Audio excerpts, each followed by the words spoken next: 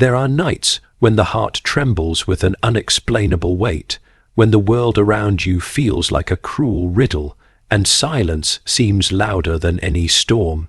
You lie awake wondering why pain has found its way to your doorstep, why the prayers you whispered were met with nothing but darkness, and why the God you trust seems so far away. It is in those moments, when sorrow creeps into your soul, that you must remember, tomorrow has already been spoken over. Even when you cannot see the full picture, the author of your life has already written the ending. He has not promised you a journey without tears, but he has promised that your tears are not meaningless. God allows some mornings to begin with tears because he knows that only through breaking can true strength be revealed.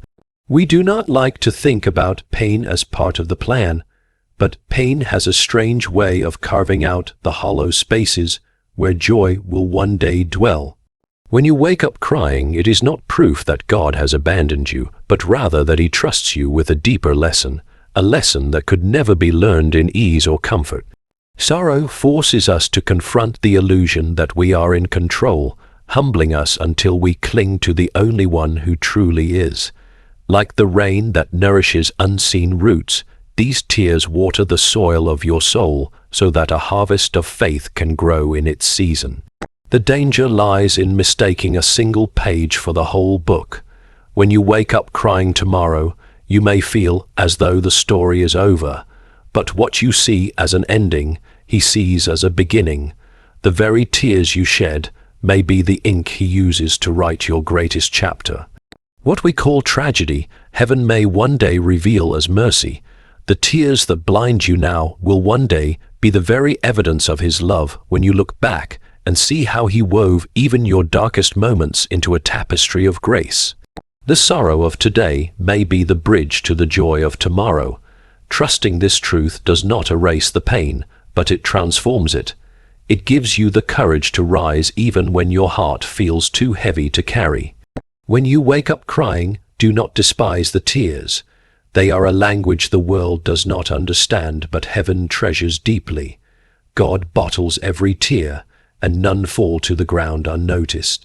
Those tears are a sacred testimony that your soul is alive, that you are still fighting, still believing, still reaching toward the light even in the darkness. Let them fall, but do not let them drown you. Let them cleanse you, but not define you, for every tear has a purpose, and every sorrow has an appointed end. The night may seem endless, but dawn is certain. And when that dawn comes, you will see that the very thing that made you weep was shaping you into someone far stronger than you ever dreamed you could be. So if God has whispered that you will wake up crying tomorrow, do not fear. For those tears are not a punishment, but a preparation. They are the doorway to a miracle you cannot yet see. Through them, you are being drawn closer to his heart, and in that closeness lies a strength that will carry you through the impossible. Though the pain may break you tonight, it will also be the very thing that remakes you tomorrow, proving that his promises are true, his timing perfect, and his love unshakable. Tears are not a sign of abandonment, but preparation for a greater purpose. Tears are not a sign of abandonment, but preparation for a greater purpose. When we are faced with moments of deep sorrow, it is natural for our hearts to cry out in confusion, wondering why we have been chosen to endure such pain. Many times, the first thought that enters our mind is that we have been left alone, that perhaps God has turned his face away or forgotten our prayers. But this belief is rooted in what we see, not in what is truly unfolding behind the scenes. Tears are often the evidence not of God's absence, but of his presence working quietly, shaping us for something beyond our current understanding. They are not meaningless drops of despair. They are the very tools through which we are refined, purified, and prepared for a future we cannot yet imagine. When a sculptor begins to carve a block of stone, the sharp chisel brings pain to the surface, but the purpose is not destruction, it is creation. In the same way, the tears we shed are signs that something within us is being shaped into a masterpiece, that will one day reflect the divine image more fully. There is a profound mystery in the way suffering operates in the life of a believer. It strips away illusions of self-sufficiency and control, drawing us closer to the one who truly holds all things together. When we experience heartbreak, disappointment, or loss, it feels like the end of everything we know, but in reality, it is the beginning of transformation. Tears are a signal that something sacred is taking place beneath the surface, even when the process feels unbearable. They are like the rain that softens hardened soil, making it ready to receive the seeds of new growth. Without those tears, the ground of our hearts would remain hard and unyielding, unable to produce the fruit of maturity and faith. The very moments when we feel most broken are often the moments when God is working most powerfully, though His work is hidden from our sight. In these seasons, tears become a kind of holy language, speaking truths that words cannot express. Each tear is noticed, counted, and valued by the one who sees the entire journey from beginning to end. It is easy to equate pain with punishment, assuming that if we are suffering, we must have done something to deserve it. But often, the opposite is true. Those who are chosen for greater purposes are often called to endure deeper struggles, not because they are forsaken, but because they are being prepared. Just as a soldier must undergo rigorous training before being sent into battle, so too must we be strengthened through trials before we are ready to fulfill the calling placed upon our lives. Tears are part of that preparation.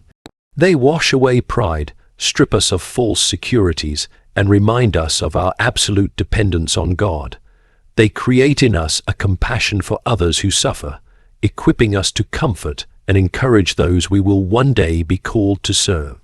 The very pain that causes our tears today may become the very testimony that brings hope to someone else tomorrow. In this way, tears are not wasted. They are invested in the lives we will one day touch and the work we will one day accomplish. When you find yourself weeping, remember that those tears are not random or meaningless. They are markers of a journey, evidence that you are in the midst of being prepared for something far greater than you can see. Even when your heart feels heavy and your vision is blurred by sorrow, trust that each tear carries within it the promise of purpose. Pain is the tool God uses to shape strength and deepen faith. Pain is the tool God uses to shape strength and deepen faith.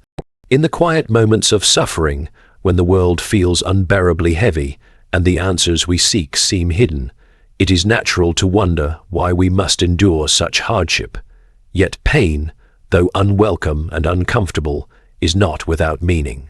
It acts as a refining fire, burning away the impurities of pride, fear, and doubt, leaving behind a heart that is stronger, purer, and more aligned with divine purpose. Just as a blacksmith subjects iron to intense heat to mold it into a weapon of strength, so too does pain forge our character into something resilient and unshakable. Without that heat, the iron remains brittle and easily broken. Likewise, without trials, our faith remains shallow and untested, incapable of standing firm when life's storms rage. Pain stretches us beyond our limits, revealing strength we never knew existed, strength that could only be birthed through adversity. Often, we pray for strength, expecting it to arrive as a sudden surge of courage or an effortless ability to endure. But strength is rarely given, it is built. It grows in the hidden places where no one else can see, during the long nights of tears and the silent prayers whispered when hope feels distant. Pain is the soil in which strength takes root, its very pressure forcing us to dig deeper into our faith. When we encounter trials, we are faced with a choice to turn away in bitterness or to lean into the one who holds our future. In leaning in, we discover that true strength is not about our own ability to endure, but about relying completely on God's power. It is in our weakness that His strength is made perfect, and this paradox becomes clear only through seasons of pain. Each difficulty we face is a lesson, a step in the process of spiritual growth, shaping us into vessels fit for greater purposes. Faith, too, deepens through the furnace of pain. It is easy to have faith when life is smooth and every prayer seems quickly answered. But real faith is proven in the dark, when there are no visible signs of deliverance and no immediate relief. In those moments, when all we have is a promise we cannot yet see fulfilled, faith becomes more than a word. It becomes the very lifeline that sustains us.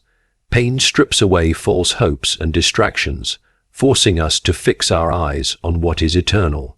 It teaches us that faith is not about understanding every detail of the plan, but about trusting the heart of the one who made the plan. The deeper the pain, the deeper the opportunity to trust. Through hardship, our faith moves from shallow belief to unshakable conviction because we have experienced firsthand the sustaining grace of God in our darkest hours. Moreover, pain equips us to serve others with empathy and compassion. When we have walked through valleys of suffering, our hearts are tenderized toward those who struggle. Our words of encouragement carry weight because they are birthed from real experience, not theory.